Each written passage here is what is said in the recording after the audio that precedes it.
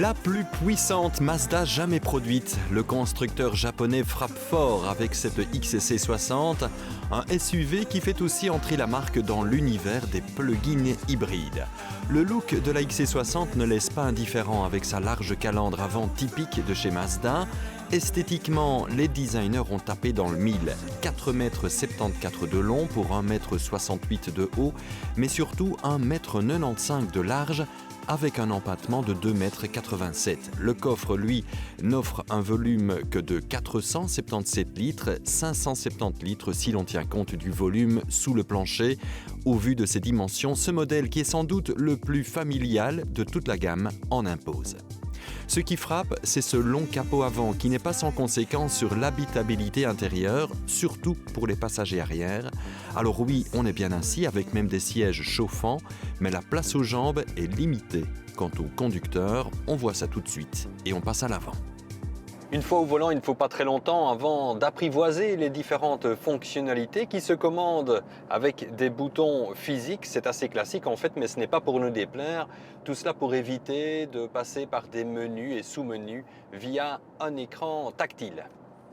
Quand on s'assied dans le véhicule, un système de personnalisation du conducteur vous guide vers la meilleure position de conduite. Vous entrez votre taille et automatiquement, les sièges, les rétroviseurs s'adaptent à votre profil. Chaque fois que vous montez dans le véhicule, celui-ci vous reconnaît et les réglages se font instantanément. Incroyablement ingénieux.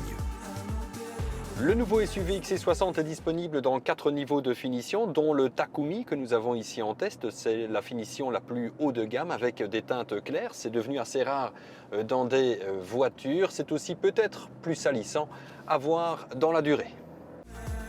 Derrière le volant, on se retrouve face à un écran instrument de 12,3 pouces qu'on peut personnaliser via un bouton info, mais cette personnalisation est assez limitée. L'écran infodivertissement est en partie tactile, mais il se commande très facilement grâce à une molette. Mazda se veut un véhicule premium, on apprécie donc la qualité des matériaux utilisés. Il y a aussi ces commandes de chauffage qui ressortent de manière assez visible et harmonieuse du tableau de bord, c'est assez sympathique. Sinon, en dessous du sélecteur de mode de conduite Mi-Drive, on a ce sélecteur de recharge qui nous permet de forcer le véhicule afin de charger la batterie tout en roulant.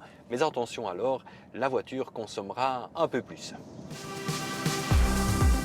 Qui dit hybride dit deux moteurs, soit un moteur thermique 4 cylindres de 2488 cm3, associé à un moteur électrique de 100 kW développant un total de 327 chevaux cumulés et 500 Nm de couple.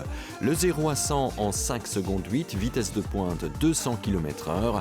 La batterie de 17,0 kWh logée sous les sièges avant autorise en théorie une autonomie électrique sur une seule charge de 63 km. Au volant, on domine la route grâce à une position de conduite assez haute et des sièges très confortables.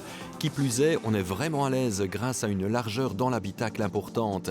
La direction est précise, mais on doit tenir compte d'une suspension très, voire trop ferme, qui doit, il est vrai, déplacer un véhicule de 2 tonnes à vide.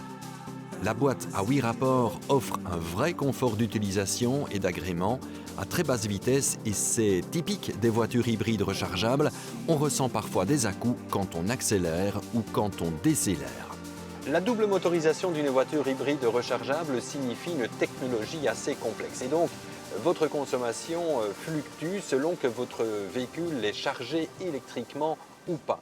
Sinon, nous disposons ici de 4 modes de conduite. Le plus énergivore, c'est le mode sport. En mode normal, vous roulez en électrique jusqu'à une vitesse de 80 km/h, au-delà de laquelle cette voiture alors roulera avec le moteur thermique. On a également le mode EV qui lui permet de rouler 100% en électrique, pour autant que la batterie soit chargée bien sûr. Et puis le mode off-road qui nous permet de faire du tout chemin puisque cette voiture dispose de 4 roues motrices.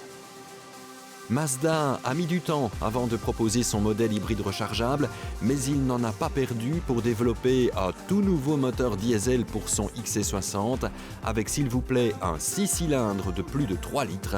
À l'heure de l'électrification à outrance, il fallait oser. Mazda ose, et rien que pour ça, bravo!